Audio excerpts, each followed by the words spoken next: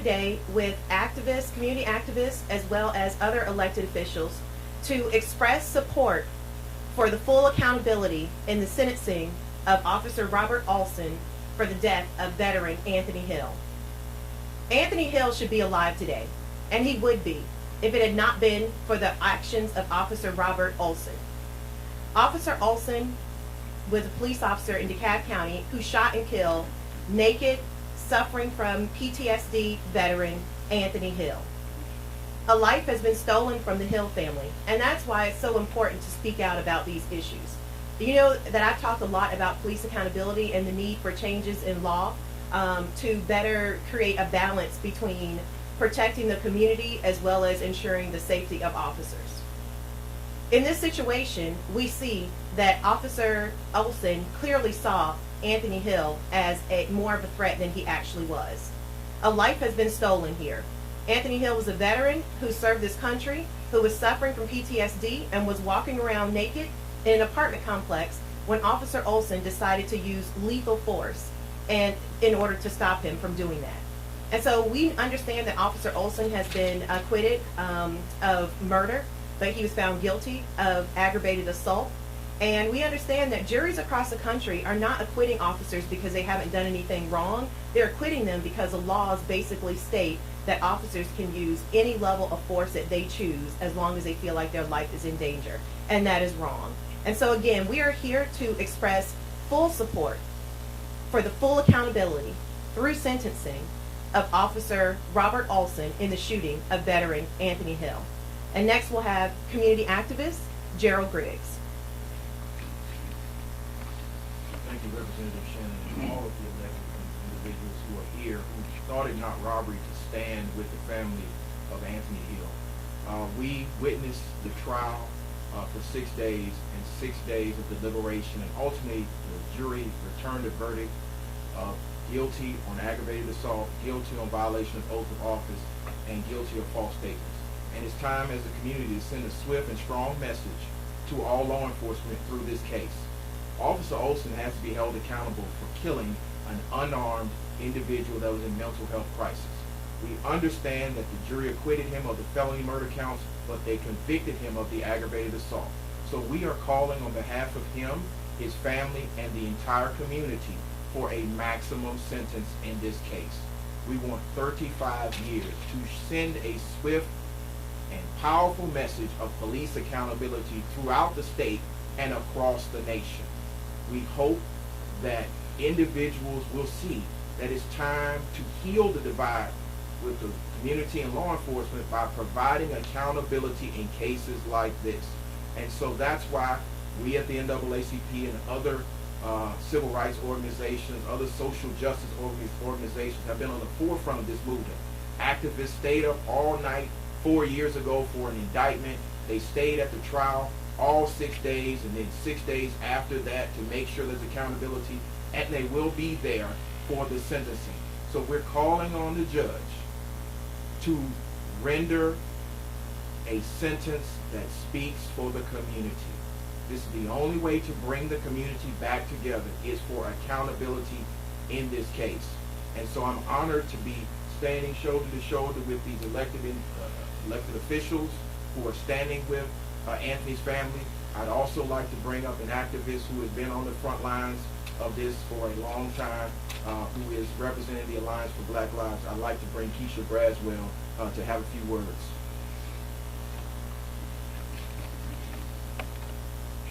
I want to say thank you to the elected officials as well as to all of the activists.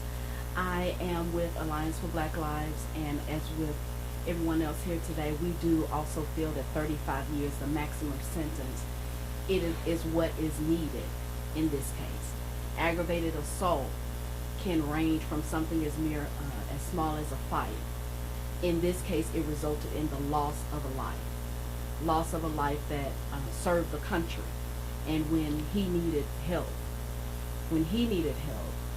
the people that was sworn to serve and protect him ended his life.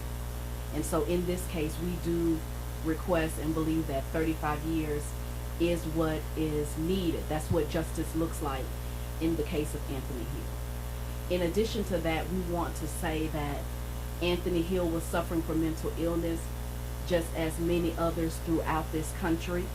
In the state of Georgia, if you have a loved one that is suffering from mental illness and it is a non-emergency, they're not in danger, no one is in danger, do not call 911. There is a Georgia Crisis Access Line where there are trained professionals that will come out and help you with your loved one for mental illness. That number is 1-800-715-4225. Please lock it in your phones.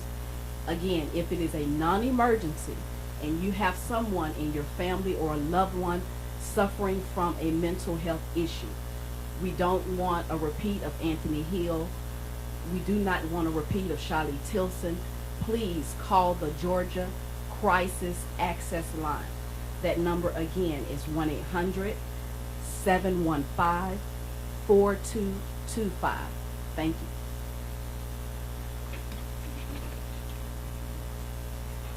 Good morning. I'm State Representative Sandra G. Scott, District 76, and I am a veteran.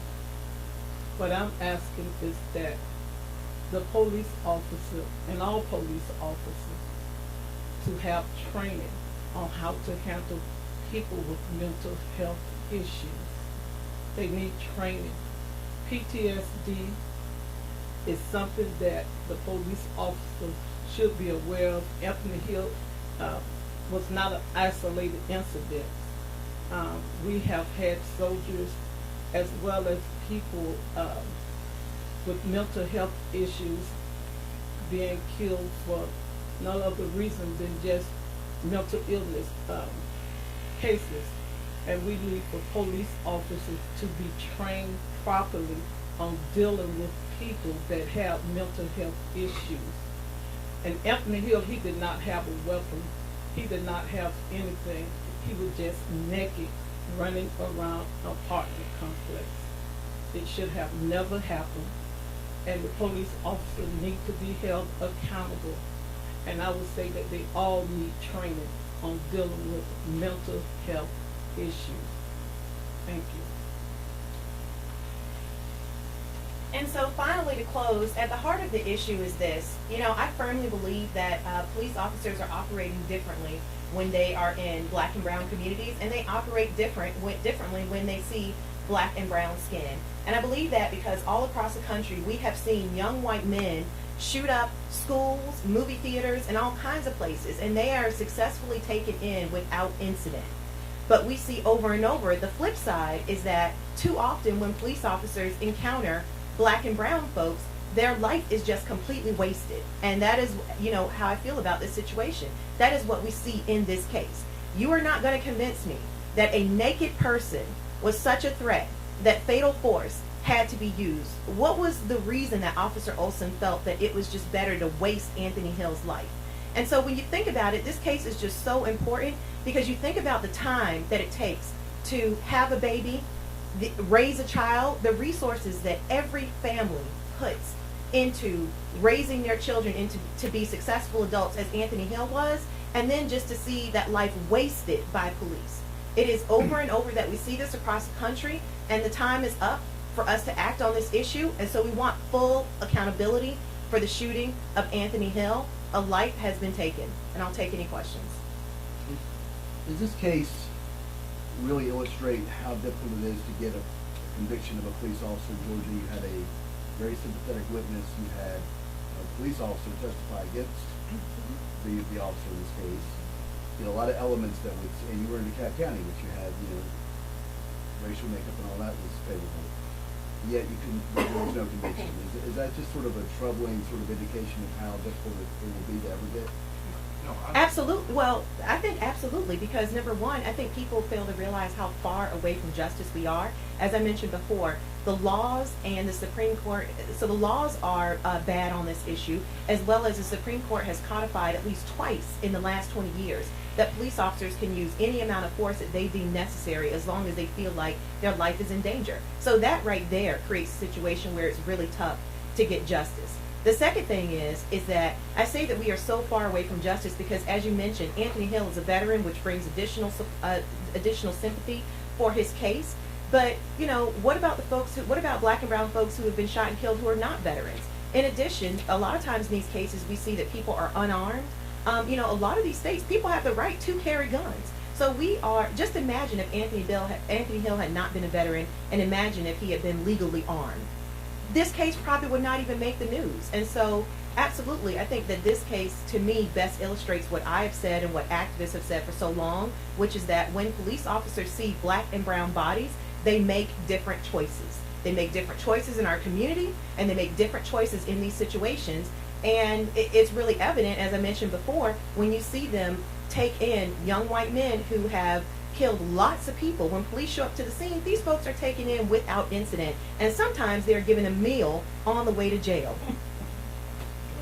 Sure. And so I think that this case further illustrates how activism has engaged this situation. They had to stay up all night to get an indictment. They had to stay there every single day for 12 days to make sure there was a conviction. And I think the conviction on the aggravated assault speaks volumes. I think that because it's a 1 to 20 year penalty, and then the additional 15 years can send a strong message. So I do agree that it is difficult to convict an officer of murder, but we are seeing the tide change. And I agree with Representative Shannon. Laws need to change. Supreme Court precedent needs to change, because right now what's insulating law enforcement is the law. It's not the people. I got a chance to speak to jurors in the case, and I understand exactly what happened. And what happened was the law did not function appropriately for justice. So what I'm calling for, not only for Anthony's family a maximum sentence, but the implementation of Obama's 21st Century Policing Initiative, which is the solution. It deals with the issue of police training. It deals with the issue of mental health and health screenings for law enforcement, and new technology to be implemented to have de-escalation tactics. And it's time for states to stand up and speak in one voice that every single member of our community are important. Anthony Hill's life was important. And so for numerous members of the jury, they said that the law was inadequate. So we need to change the law. It's not the people that are preventing the convictions, it's the law. And so we need to change the law, and I think that's what we're going to see because of this case and many other cases. Gerald, I have a question for you. When it comes to sentencing, the judge is going to look at sentencing guidelines, right? Somewhat. So, okay. Georgia really doesn't have firm sentencing guidelines, so she has a range of between probation to a maximum sentence of 35 years. And how do you think, what factors do you think the law is going to be on the side of justice for sentencing? Is and that's what the hope is, I know, but will it come out that way, do you think, with the way the law is?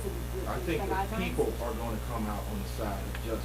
It's not every day that you see elected officials and activists and family members standing together, sending a message to an elected official. She was elected to do the will of DeKalb County. And I think DeKalb County has spoken in one voice, even the jurors.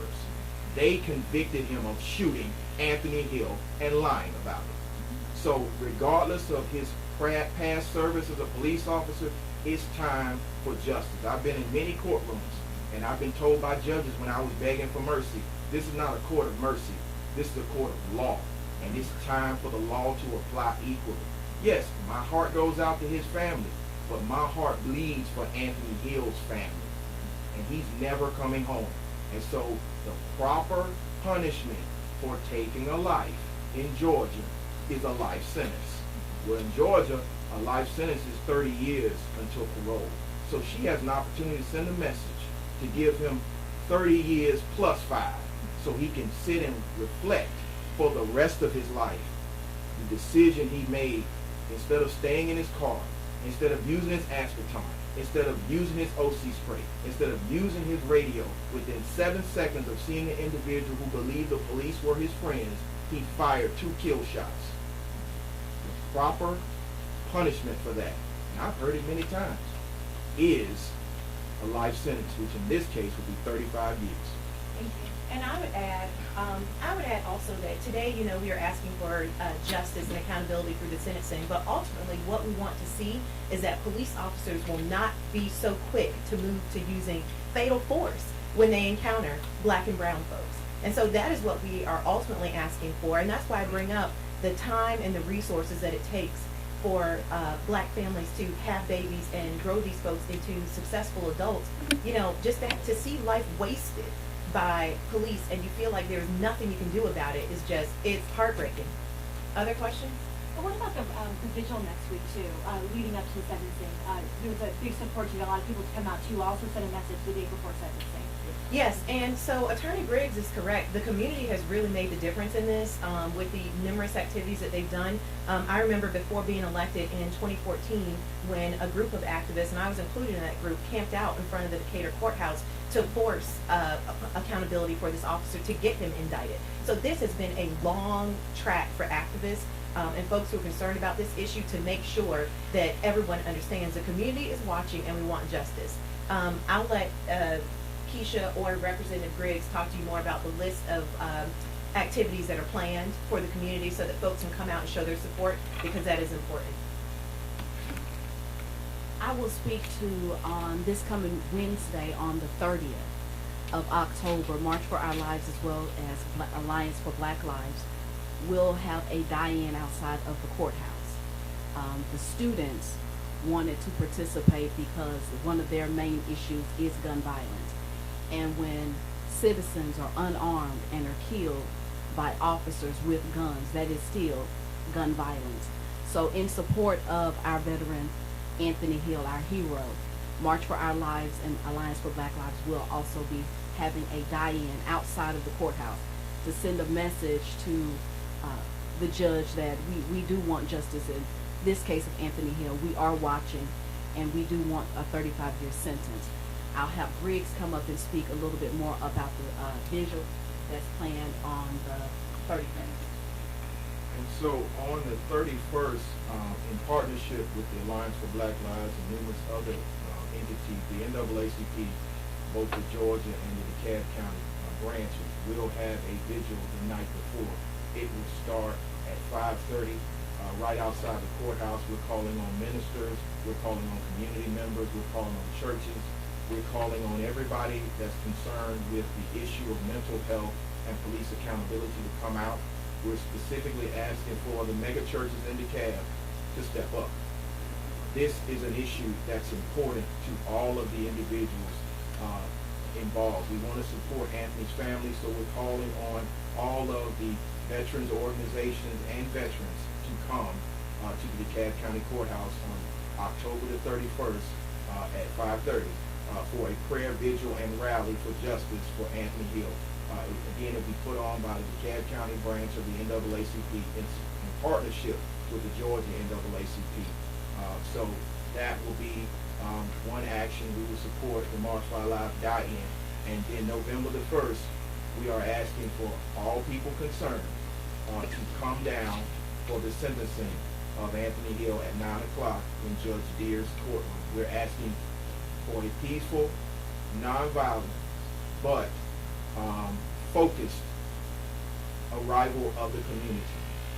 We know the courtroom is small, so we want to set aside partition for the family, but we want all of the community to have their eyes on this case to make sure that there's justice for Anthony Hill. So those are the activities that we have planned. Any other questions?